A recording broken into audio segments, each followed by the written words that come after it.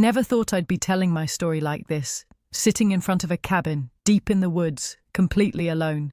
If someone had told me 10 years ago that this would be my life, I would have laughed. Because back then, I had everything. A home, a husband, a life that looked perfect from the outside. My name doesn't really matter. What matters is the truth I'm about to share. Because maybe someone watching this feels the same way I once did. Lost, betrayed, and completely broken. I was married for 32 years. 32. That's not just a number. That's a lifetime. That's memories, sacrifices, shared dreams, or at least what I believed were shared. My husband and I, we met when we were young. I wasn't rich, I wasn't extraordinary, but I loved deeply. I gave everything I had to that marriage. I stood by him when he had nothing.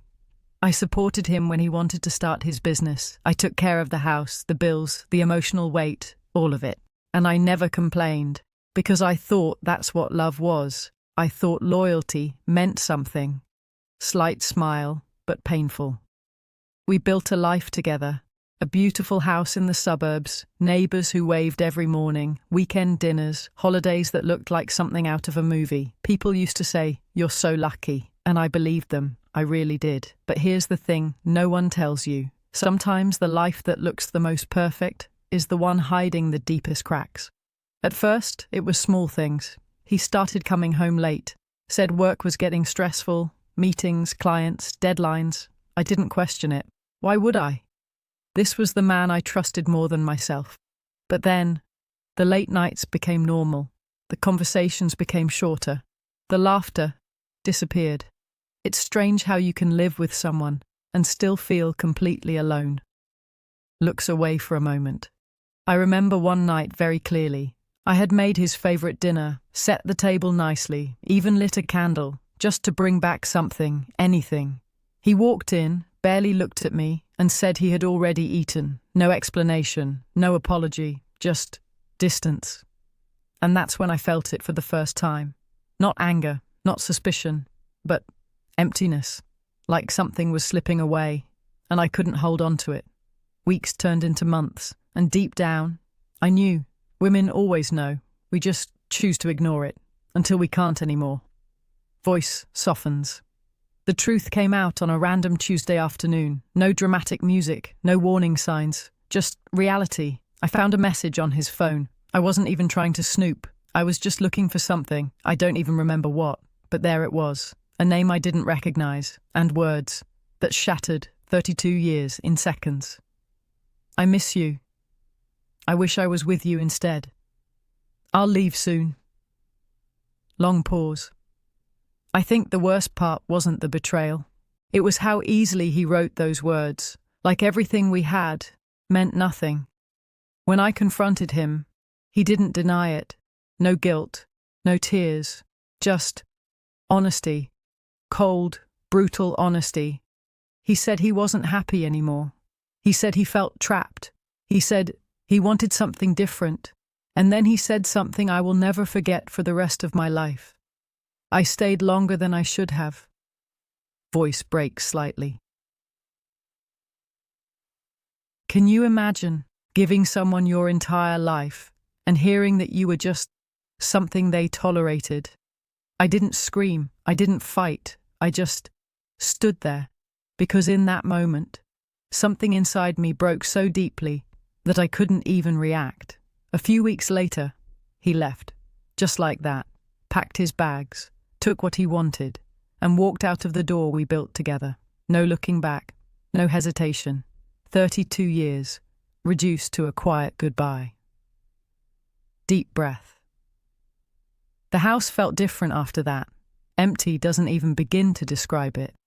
It wasn't just the silence, it was the memories. Every corner reminded me of something. The couch where we watched movies, the kitchen where I cooked for him every single day, the bedroom that suddenly felt foreign. I tried to stay strong, I really did. I told myself I'd be okay, that I didn't need him, that I could rebuild. But the truth is, I was lost, completely lost. Because when you build your entire identity around someone else, and they disappear, you don't just lose them, you lose yourself. Long pause, softer tone. I stopped going out, stopped talking to people, even simple things. Felt heavy. Getting out of bed, making food, facing another day. Everything felt pointless. I kept asking myself the same question over and over. What did I do wrong? Was I not enough? Was I too loyal? Too giving? Too available? Those questions can destroy you because you start blaming yourself for someone else's choices, and I did. For a long time. Months passed, and one day, I looked at myself in the mirror, and I didn't recognize the person staring back at me. That's when something changed. Not instantly, not dramatically, but quietly. I realized something. If I stayed in that house, I would never heal, because that house wasn't a home anymore. It was a reminder of everything I lost, of everything that broke me. So I made a decision, the hardest decision of my life. I sold the house. People thought I was crazy. Where will you go? What will you do? You can't just leave everything behind.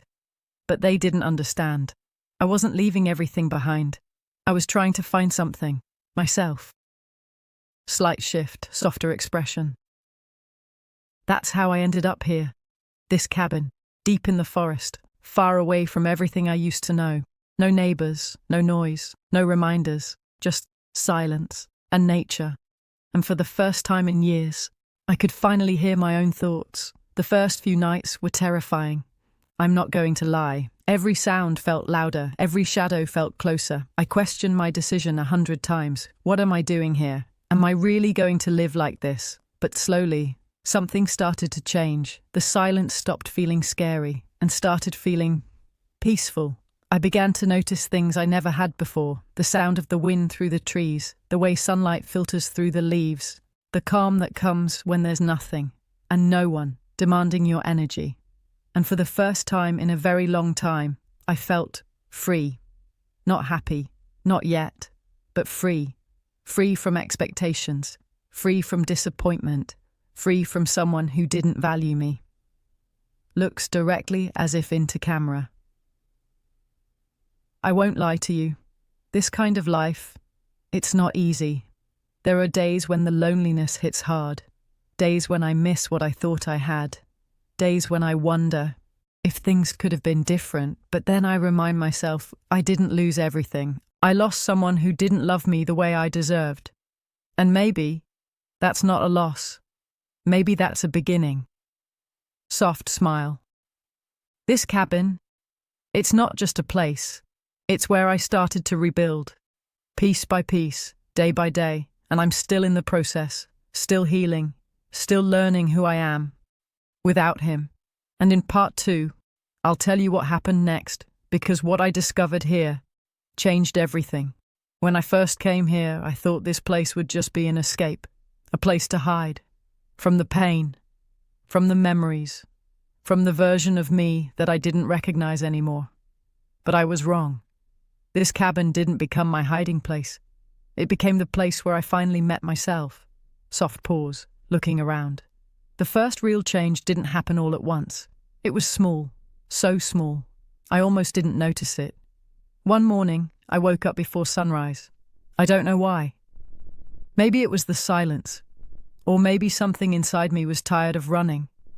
I stepped outside, wrapped in a blanket, and sat right here, where I'm sitting now.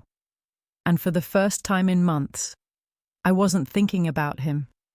I was just there, watching the sky slowly change colors, listening to the birds waking up, feeling the cold air on my skin, and something inside me whispered, "You're still here." Slight emotional pause. That moment sounds simple, but when you've been broken, truly broken, realizing that you still exist beyond someone else, it's powerful. That's where it began. I started building a routine, not because I had to, but because I wanted to feel stable again. I learned how to take care of this place, chopping wood, fixing things, cooking for myself, things I never imagined I'd be doing alone. And at first it felt overwhelming, but slowly it became empowering. Every small thing I did, it reminded me that I was capable, that I didn't need someone else to survive. Soft smile. I also started writing, not for anyone else, just for me.